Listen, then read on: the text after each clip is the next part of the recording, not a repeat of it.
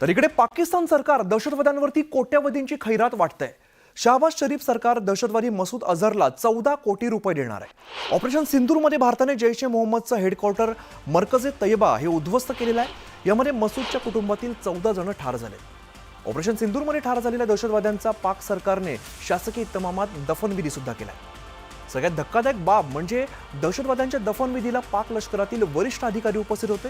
यावरून दहशतवादी आणि पाक लष्कराचं साटलोट अगदी उघड झालेलं आहे। यावरती कळस म्हणजे ज्या मरकज ए तैयबमध्ये दहशतवाद्यांना ट्रेनिंग दिलं जात होतं ते मरकज भारताने जमीनदोस्त केल्यानंतर पाक सरकार कोट्यवधी रुपये खर्च करून ते पुन्हा उभारणार आहे।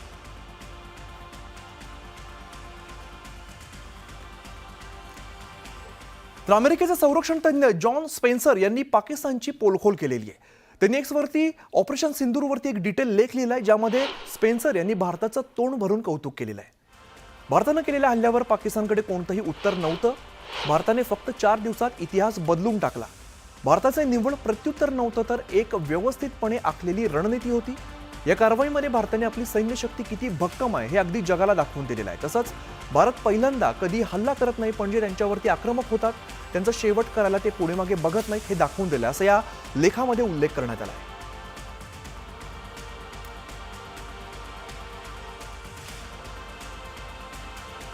दरम्यान एक मोठी बातमी समोर येते। जम्मू काश्मीरच्या शोपियानमध्ये दहशतवाद्यांचा मोठा शस्त्रसाठा जप्त करण्यात आलेला आहे। यामध्ये AK-47 हँड ग्रेनेड आणि मोठ्या प्रमाणात जिवंत काडतुसं जप्त करण्यात आली आहे। दरम्यान कालच भारतीय सेनेने पाकच्या 3 दहशतवाद्यांना कंठस्नान घातलेलं होतं। त्यानंतर पुन्हा एकदा भारतीय सैन्याला मिळालेलं हे मोठं यश आपल्याला बघायला मिळतंय।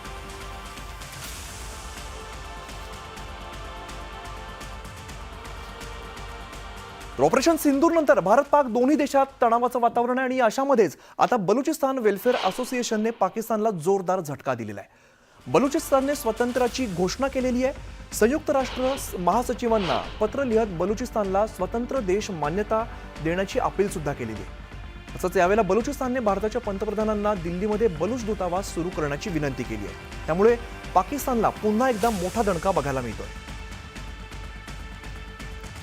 तर संयुक्त राष्ट्र महासचिवांना या संदर्भात बलुचिस्तानकडून पत्र लिहिण्यात आलेलं आहे। बलुचिस्तानचा पाकड्यांना हा मोठा झटका बघायला मिळतो।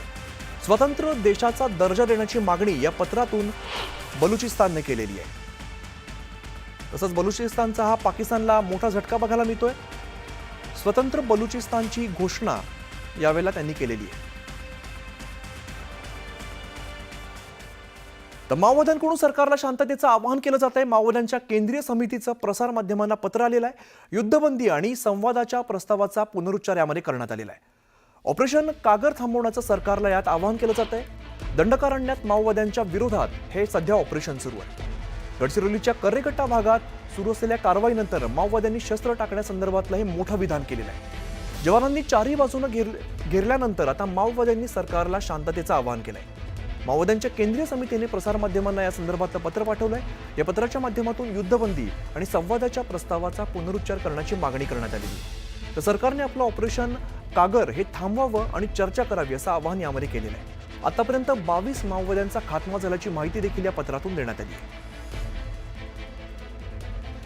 महेश तिवारी आमचे प्रतिनिधी अधिकची माहिती देतात। महेश, पुन्हा एकदा आपल्या यंत्रणांना मोठं यश खरं तर म्हणावं लागेल। जे पत्र आले त्यामध्ये जवळपास 22 माओवाद्यांचा खात्मा झाल्याची माहिती त्यांनी दिलेली आहे।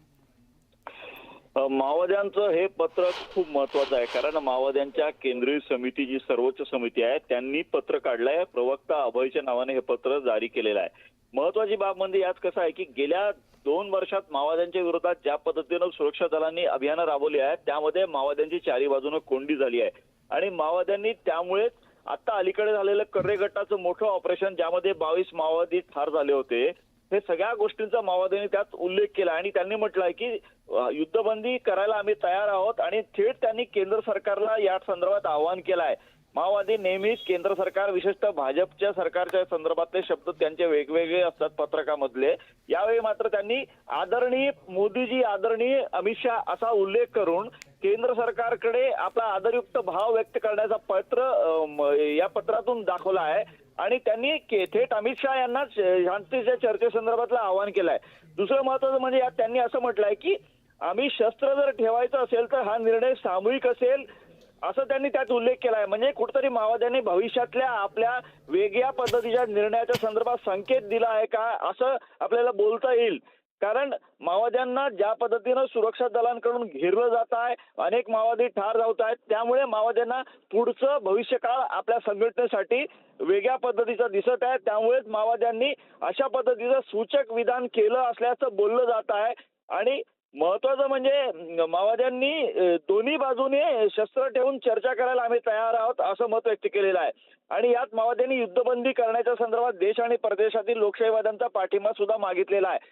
अलीकडेच माओवाद्यांचं यापूर्वी एक पत्र निघालं होतं ऑपरेशन कर्रेकट्टा सुरू असताना, त्याला छत्तीसगड सरकारने रिजेक्ट केलं होतं. निश्चित त्यामुळे पत्राला विशेष महत्त्वाचं म्हणावं लागेल. धन्यवाद या सगळ्या सविस्तर माहितीसाठी.